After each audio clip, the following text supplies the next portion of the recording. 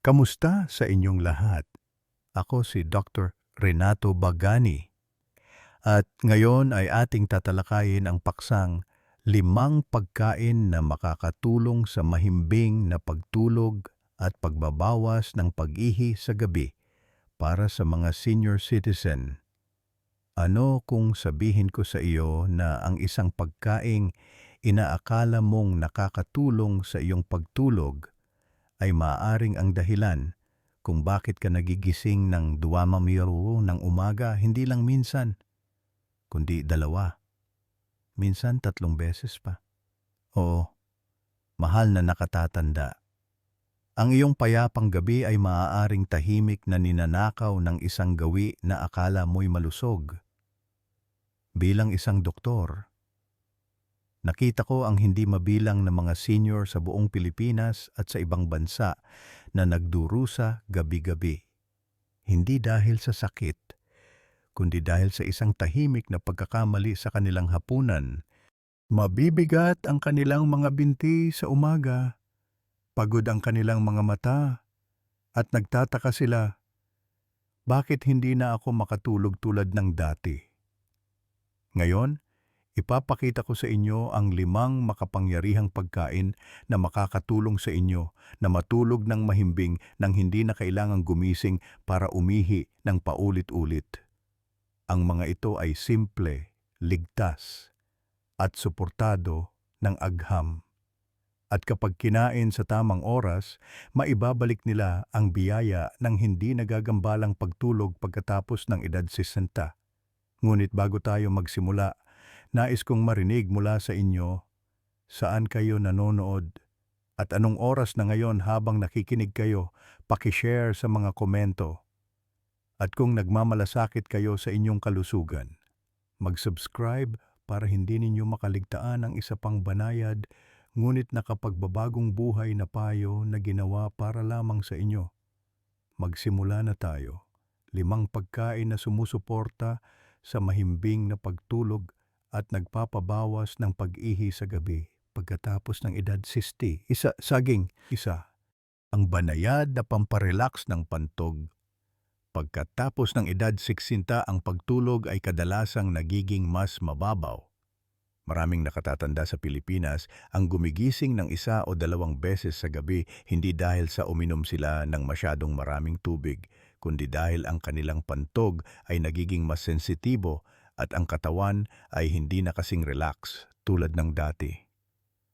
Ang banayad na abalang ito ay maaring mukhang maliit, ngunit sa paglipas ng panahon, nag-iiwan ito sa iyo ng pagod sa umaga. Mabigat ang pakiramdam ng iyong mga binti at hindi pa rin gising na gising ang iyong mga mata kahit pagkatapos ng kape. Ngunit paano kung sabihin ko sa iyo na ang isang simpleng prutas, ang saging, ay maaaring suportahan ang iyong pantog at banayad na tulungan ang iyong katawan na mag-relax bago matulog. Ang saging ay likas na mayaman sa magnesium at potassium, 2 mineral na tumutulong sa pagpapakalma ng makinis na mga kalamnan ng pantog at sistema ng panunaw. Nangangahulugan ito na ang iyong pantog ay hindi basta-basta uurong at ang iyong mga nerbiyos ay hindi magpapadala ng mga maling senyales ng pagkaapura sa iyong utak sa hating gabi. Sinusuportahan din ng magnesium ang mas malalim na pagtulog sa pamamagitan ng pagre-relax ng nervous system at tinutulungan ng potassium na balansehin ang presyon ng dugo, na mahalaga para sa mga senior sa gabi. Ang susi, mahal na nakatatanda, ay hindi lamang ang pagkain ng saging, kundi ang pagkain nito sa tamang oras. Kumain ng isang hinog na saging bandang 7:00 ng gabi, mga 1 oras pagkatapos ng iyong hapunan. Siguraduhin ito ay nasa room temperature, hindi malamig mula sa preheater. At pakiusap, huwag itong ihalo sa gatas o yogurt. Ang paggawa nito ay maaring magdulot ng hindi pagkatunaw ng pagkain, pamamaga ng tiyan, o kabigatan sa tiyan sa gabi. 2. Buto ng kalabasa. Isang maliit na gawi na sumusuporta sa payapang pagtulog. Pagkatapos ng edad 60 sa mga tahimik na oras ng gabi, maraming nakatatanda ang nagigising dahil sa isang pamilyar na abala ang pagnanais na pumunta sa banyo. Minsan ito ay isang beses, minsan 2 o higit pa. Para sa mga kalalakihan lalo na, ito ay maaaring may kaugnayan sa tumatandang prostate, habang para sa mga kababaihan, ito ay maaaring dahil sa isang sobrang aktibong pantog na mabilis na tumutugon kahit hindi pa puno. At madalas, ang maliit ngunit palaging pagkaantala na ito ay nagsisimulang nakawin ang kagalakan ng malalim na pagpapagaling na pagtulog. Ngunit ang kalikasan, sa kanyang tahimik na karunungan, ay nag-alok na ng isang bagay na simple mga buto ng kalabasa. Ang maliliit na butong ito ay mayaman sa zinc, isang mineral na sumusuporta sa kalusugan ng prostate at tumutulong na bawasan ang bahagyang pamamaga sa urinary tract. Sila rin ay isang magandang pinagkukunan ng tryptophan, isang amino acid na sumusuporta sa produksyon ng serotonin at melatonin, ang parehong mga hormone na tumutulong sa atin na maging kalmado, makatulog, at manatiling tulog. Kaya, paano mo ito isasama sa iyong pang-araw-araw na gawain? Kumuha ng mga 1 hanggang 2 kutsarita ng plain, walang lasa na buto ng kalabasa, hindi maalat, hindi pinirito. Bahagyang i-dry roast sa isang kawali. Walang mantika na kailangan. Banayad na init lamang. Nguyain ito ng dahan-dahan bandang 6:30 ng gabi bilang isang maliit na merienda bago maghapunan o kasabay ng isang magaang gulay. Iwasan ang pagkain nito ng masyadong gabi na o kasama ng tsaa o kape. Yang mga inuming iyon ay maaaring bawasan ang pagsipsip. 3. Gatas na may luyang dilaw, turmeric milk. Isang mainit na inumin sa gabi na nagpapakalma sa katawan at sa mga bato. Sa maraming tahanan sa Pilipinas, ang araw ay nagtatapos sa isang tahimik na tasa ng isang bagay na mainit. Para sa ilan, ito ay salabat. Para sa iba, isang baso ng gatas. Ngunit pagkatapos ng edad 16, hindi lahat ng mainit na inumin ay nakakatulong sa iyong katawan sa paraang inaakala mo, lalo na kung ang iyong gabi ay napuputol dahil sa madalas na pag-ihi o hindi mapakaling pagtulog. Ang maling inumin sa maling oras ay maaaring tahimik na makaistorbo sa iyong pahinga. Isang banayad na lunas na subok na sa parehong tradisyonal na gamutan at modernong agham ay ang gatas na may luyang dilaw. Ang luyang dilaw turmeric ay kilala sa kanyang malakas na anti-inflammatory properties. Nakakatulong itong pakalmahin ang urinary tract, bawasan ang iritasyon sa mga bato, at pakalmahin din ang bahagyang pananakit ng katawan at kasukasuan na maaaring makagambala sa pagtulog. Kapag ininom ng maligamgam hindi mainit, hindi malamig, sinusuportahan din nito ang natural na cooling cycle ng katawan pagkatapos lumubog ang araw. Ngunit ang tiempo, mahal na nakatatanda, ang nagdudulot ng lahat ng pagkakaiba. Kung iinumin mo ito ng masyadong gabi, sabihin na nating 9:00 ng gabi, maaaring tumugon pa rin ang iyong pantog. Napipilitin kang gumising ng 2:00 ng umaga, sa halip ihanda ang iyong turmeric milk bandang 6:45 hanggang 7:00 ng gabi. Gumamit ng mga 200 ml ng maligamgam na gatas. Magdagdag ng kalahating kutsarita ng luyang dilaw at haluin ng dahan-dahan, huwag magdagdag ng asukal. Ang asukal ay maaaring magdulot ng pagbabago sa blood sugar at dagdagan ang pag-ihi sa gabi. Kung kailangan, isang kurot ng paminta ay maaaring mapabuti ang pagsipsip ng luyang dilaw. 4, papaya, isang magaang prutas na nagbabawas ng presyon at sumusuporta sa payapang pagtulog pagkatapos ng isang tiyak na edad. Kahit na ang isang maliit na abala sa tiyan ay maaaring makaistorbo sa buong gabi. Para sa maraming nakatatanda, ang pamamaga o kabigatan sa tiyan ay tahimik na naglalagay ng presyon sa pantog. At kapag tumaas ang presyon na yon, ang pantog ay nagpapadala ng maling senyales. Gumising ka, may isang bagay na puno. Ngunit minsan, walang tunay na pangangailangan na umihi. Isang nalilitong katawan lamang na humihingi ng ginhawa. Isang banayad na paraan upang mabawasan ang presyon sa gabi ay sa pamamagitan ng pagkain ng papaya. Ang malambot na orange na prutas na ito ay madaling tunawin, mababa sa tubig, at nagpapakalma sa sistema ng panunaw. Naglalaman ito ng isang natural na enzyme na tinatawag na papain, na mas mabilis na tumutunaw ng pagkain at pumipigil sa pagbuo ng gas. Kapag magaang ang tiyan, hindi gaanong napipiga ang pantog, at nangangahulugan iyon ng mas kaunting pagkagambala sa hating gabi. Ngayon ang tanong ay, kailan mo dapat kainin ang papaya at gaano karami? Kumuha ng 2 maliliit na hiwa, hinog, ngunit hindi sobrang hinog, at kainin ito mga 1 oras pagkatapos ng hapunan. Kung ang iyong hapunan ay 6:30 ng gabi, maaari mong kainin ang papaya bandang 7:30 o 7:45. Huwag magdagdag ng asin, pampalasa o lemon. Kainin lang ito ng plain sa room temperature. Iwasang ihalo ito sa yogurt o gatas na maaaring magdulot ng fermentation at pamamaga ng tiyan sa mga matatanda. 5. Binabad na buto ng fenugreek methi, isang tahimik na lunas para ayusin ang pag-ihi sa gabi.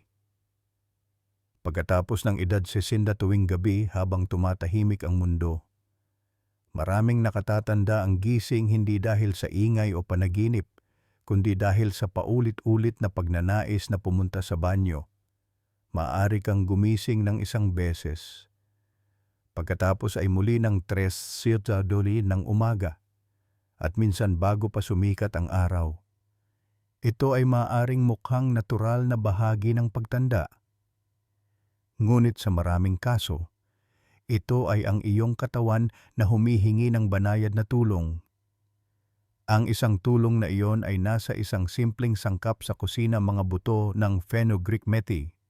Ang maliliit na gintong buto na ito ay may malakas na anti-inflammatory properties na tumutulong na bawasan ang tahimik na pamamaga sa urinary tract at pakalmahin ang iritasyon na gumigising sa iyo ng hindi kinakailangan.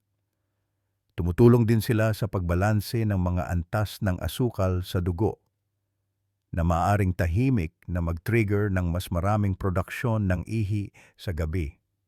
At para sa mga nakatatanda na nagdurusa sa pagpapanatili ng tubig sa mga binti, nakakatulong din ang methi na mapagaan iyon. Kaya ang iyong mga bato ay may mas kaunting likido na kailangang hawakan pagkatapos mong humiga. Ang paraan ay simple at kahit sino ay kayang gawin. Kumuha ng 1 kutsarita ng buto ng methi, banlawan ito ng dahan-dahan, at ibabad sa kalahating baso ng maligamgam na tubig sa loob ng 4 hanggang 9 na oras. Pagsapit ng gabi, bandang 7:30 o 7:45 ng gabi, dahan-dahang inumin ang tubig ng paunti-unti, hindi lahat ng sabay-sabay. Hindi mo kailangang nguyain o lunukin ang mga buto.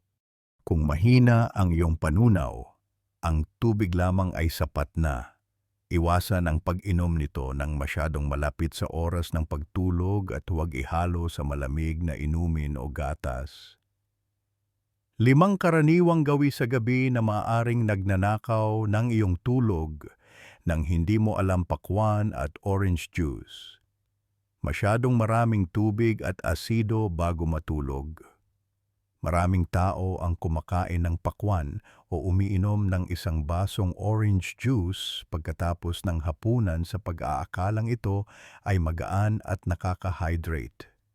Ngunit pareho silang may mataas na nilalaman ng tubig at natural na asido. Ang kombinasyong ito ay naglalagay ng presyon sa iyong pantog at nakakairita sa lining nito. Ang resulta, mas maraming senyales para umihi kahit hindi pa puno ang pantog. Pinalalamig din ng pakwan ang katawan ng masyadong mabilis na maaaring magpataas ng pag-ihi sa gabi at pinapababa ng orange juice ang pH ng iyong ihi na ginagawa itong mas acidic na hindi gusto ng mga pantog ng matatanda. Kung gusto mo ang mga prutas na ito, kainin ito sa unang kalahati ng araw. Hindi pagkatapos lumubog ang araw, malamig na gatas o salabat pagkalipas ng OT ng gabi, mukhang nakapapawi ngunit nagsisilbing diuretic. Maraming nakatatanda ang nakakaramdam na ang isang baso ng malamig na gatas o isang tasa ng salabat sa gabi ay nakakatulong sa panunaw o pananakit ng kasukasuan. At oo, maganda ang luya para sa katawan, ngunit hindi kapag huli na itong ininom. Parehong nagpapataas ng init sa katawan ang mga inuming ito na maaaring mag-trigger sa mga bato. Sila rin ay nagsisilbing banayad na diuretics, lalo na kapag ang katawan ay naghahanda na para sa pahinga. Sa halip na pakalmahin ka, maaaring gisingin nila ang iyong sistema at ang iyong pantog. Subukang lumipat sa gatas na may luyang dilaw bago mag-7 ng gabi. O iwasan na lang ang mga likido pagkatapos lumubog ang araw kung sensitibo ang iyong pantog. At Sara, sinigang at maaalat na pagkain, mga tahimik na trigger na nagpapataas ng pagkauhaw. Kahit isang maliit na serving ng atsara o isang mangkok ng sinigang ay komportable sa hapunan. Ngunit ang maaalat at maasim na pagkain ay nagpapataas ng pangangailangan ng iyong katawan sa tubig. Pinapasigla nila ang pagkauhaw at di nagtagal ay iinom ka ng 1 o 2 baso pagkatapos ng hapunan. At ang tubig na iyon, mahal na nakatatanda, ang nagiging dahilan kung bakit ka nagigising sa gabi. Hindi naman masama ang sinigang o atsara, ngunit mas mainam na kainin ito sa tanghalian sa halip na sa hapunan, lalo na kung meron ka ng problema sa pagtulog. Mga prutas pagkatapos mismo ng pagkain. Isang pagkakamali sa fermentation na lumilikha ng gas at presyon. Sa maraming tahanan, karaniwan nang kumain ng prutas kaagad pagkatapos ng hapunan, marahil isang saging, marahil ilang papaya, o isang halo-halong salad ng pipino at kamatis. Ngunit mas mabilis matunaw ang mga prutas kaysa sa kanin, ulam o gulay. Kaya kapag pinaghalo mo sila, nag-ferment sila sa loob ng tiyan. Nagdudulot ito ng gas, pamamaga ng tiyan, at presyon na tahimik na tumutulak sa pantog. Kahit na maliit lang ang kinain mong hapunan, ang maling tiempo ng pagkain ay maaaring magdulot ng abala sa hating gabi. Kung gusto mo ng prutas, kainin ito kahit 1 oras pagkatapos ng iyong pagkain o mas maaga sa gabi. Pag-inom ng tubig para sigurado. Bago matulog, isang gawi na nagdudulot ng kabaligtaran. Isa sa mga pinakakaraniwang gawi sa mga senior ay ang pag-inom ng tubig para sigurado bago matulog. Iniisip mo, iinom na ako ngayon para hindi ako mauhaw mamaya. Ngunit sa katunayan, sinasanay nito ang iyong pantog na tumugon ng mas mabilis kahit hindi pa ito puno. Nagsisimulang magpadala ng senyales ang mga nerbiyos kahit na kaunti pa lang ang ihi. Sa paglipas ng panahon, nagiging pattern ito at ang iyong pagtulog ay nagdurusa gabi-gabi. Sa halip, magtiwala sa iyong katawan. Uminom ng mas maraming tubig sa umaga at hapon at bawasan ito pagkalipas ng ibasambon ng hapon. Sa gabi, humigop lamang ng tubig kung talagang nauuhaw, hindi dahil sa nakagawian. Paliwanag, schedule ng pagkain. At konklusyon, pagkatapos ng edad 60, maraming nakatatanda ang nagsisimulang mapansin ang isang bagay na nagbabago sa kanilang pagtulog. Kahit pagkatapos ng isang kalmadong gabi at maagang pagtulog, nagigising sila ng 2 para ng umaga. Pagkatapos muli ng 4 buwan minsan bago pa sumikat ang araw. Hindi dahil sa ingay o panaginip, kundi dahil lamang sinabi ng pantog. Ngunit ang totoo, hindi ito laging kasalanan ng pantog. Hayaan ninyong ipaliwanag ko ng malumanay at malinaw. Sa loob ng iyong katawan, mayroong isang napaka-espesyal na hormone na tinatawag na vasopressin. Ang trabaho nito ay simple senyasan ang mga bato sa gabi.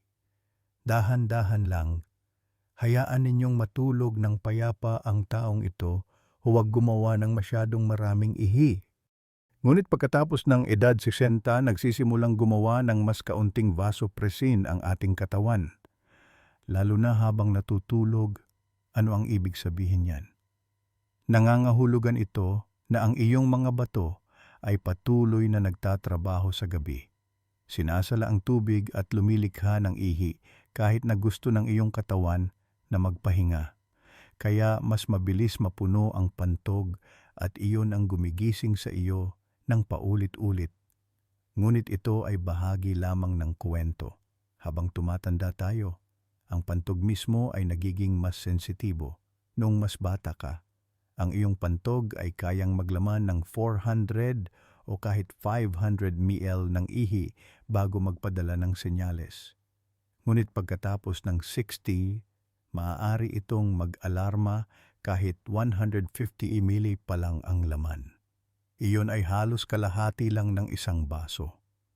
Ngayon isipin mong nangyayari ito habang ikaw ay nasa mahimbing na tulog. Ang iyong utak ay tumatanggap ng senyales. Oras ng gumising, ngunit ang katawan ay hindi handa. Ang mga binti ay pagod pa at ang susunod na araw ay nagsisimula na may mabigat na ulo, tuyong lalamunan, at hindi mapakaling isipan. Kailan kakain? Ano ang kakainin? Isang simpleng gabay sa gabi para sa mahimbing na pagtulog. Ang katotohanan ay, hindi lang ito tungkol sa kung ano ang iyong kinakain. Ito rin ay tungkol sa kung kailan at paano. Ang oras ng iyong hapunan ay maaaring tahimik na nagpapasya kung gaano karaming oras ng mahimbing na tulog ang tunay na nakukuha ng iyong katawan. Ang mga eksperto at tradisyonal na karunungan ay parehong sumasang-ayon ang hapunan ay dapat kainin bago mag-siyam na huwam ng gabi. Bakit? Dahil pagkatapos lumubog ang araw, ang digestive fire o agni ng katawan ay nagsisimulang humina. Bumagal ang iyong metabolismo. Nagiging mas sensitibo ang iyong pantog at naghahanda ang mga bato para sa pahinga. Kung kumain ka ng huli, kahit na ito ay isang magaang pagkain, abala pa rin ang iyong katawan sa pagproseso ng pagkain habang sinusubukan mong matulog. At ang isang abalang tiyan ay nangangahulugan ng mas maraming presyon sa pantog, mas maraming gas sa tiyan, at mas maraming pagkakataon na magising. Kaya ano ang pinakamagandang uri ng hapunan para sa payapang pagtulog? Pumili ng mga tuyo. Mababa sa likidong pagkain na madaling tunawin. Halimbawa, malambot na kanin na may gulay, bahagyang ginisang tokwa, o simpleng lugaw na walang labis na sabaw. Iwasan ang mga sopas, sinigang, at mga pagkaing may maraming sabaw. Maaring malusog sila. Ngunit sa gabi, tahimik nilang pinupuno ang pantog. Mahal na nakatatanda. Ang iyong katawan pagkatapos ng 60 ay hindi humihingi ng sobra. Hindi nito kailangan ng masasarap na pagkain, mabibigat na pagkain, o magagarang suplemento. Humihingi lamang ito ng isang bagay: respeto. Respeto sa anyo ng tamang oras, kabaitan, at maliliit na gawi na nakikinig sa tahimik na pangangailangan ng iyong katawan. Nakita ninyo ngayon kung paano kahit ang mga simpleng pagkain kapag kinain sa tamang oras ay maaaring magdulot ng malaking pagkakaiba. Isang saging sa 7 ng gabi na nagpapakalma sa pantog gamit ang potassium at magnesium nito. Mga inihaw na buto ng kalabasa sa 6:30 ng gabi na sumusuporta sa iyong prostate at sa iyong mga sleep hormone. Isang mainit na baso ng gatas na may luyang dilaw bago mag-7 ng gabi na nagpapaginhawa sa mga bato at kasukasuan pagkatapos ng mahabang araw. 2 malambot na hiwa ng papaya 1 oras pagkatapos ng hapunan na nagbabawas ng presyon sa tiyan at tumutulong sa iyong pantog na mag-relax. At ang binabad na tubig ng methi na dahan-dahang hinihigop bago mag-oatmeal ng gabi, na nagbabalanse ng iyong sistema ng walang anumang gamot. Wala sa mga ito ang bihira. Lahat sila ay bahagi ng mga kusinang Pilipino. Pinagkakatiwalaan ng mga ina, lola. At ngayon ay muling natutuklasan ng agham. Ngunit ang mahika ay wala lamang sa pagkain. Ito ay nasa tiempo sa pakikinig sa ritmo ng iyong katawan sa gabi. Dahil ang iyong panunaw, pantog at pagtulog ay bahagi lahat ng isang magandang natural na sistema. At kapag nakahanay ka sa sistemang iyon, nagsisimulang magpahinga ang iyong katawan. Hindi dahil sa pilit, kundi dahil sa kapayapaan. Kaya tinatanong ko kayo ngayon, handa ba kayong subukan ang isang maliit na pagbabago simula ngayong gabi? Kung oo, i-type ang salitang pag-asa sa mga komento sa ibaba. Ipaalam sa amin na binibigyan ninyo ang inyong katawan ng kaunti pang pangangalaga, kaunting atensyon. Ang salitang pag-asa na iyon ay maaaring magbigay inspirasyon sa iba na tahimik ding nakikipaglaban tulad mo. At kung nakatulong sa inyo ang impormasyong ito, mangyaring ibahagi ito sa isang kaibigan, kapitbahay, o mahal sa buhay. Hindi mo alam kung sino ang maaaring mangailangan nito. Huwag ding kalimutang mag-subscribe sa channel na ito at pindutin ang bell icon upang bawat linggo ay makatanggap kayo ng maliliit ngunit makapangyarihang mga tip na ginawa ng may pagmamahal. Lalo na para sa mga nakatatandang tulad ninyo. Ang inyong edad ay hindi ang inyong kahinaan. Ito ay ang inyong karunungan. At kapag ang karunungan na iyon ay sinamahan ng simpleng pagkilos, kahit isang maliit na hakbang ay maaaring magdala ng isang payapang gabi at isang mas magaan na umaga. Gawin ang hakbang na iyon ngayon.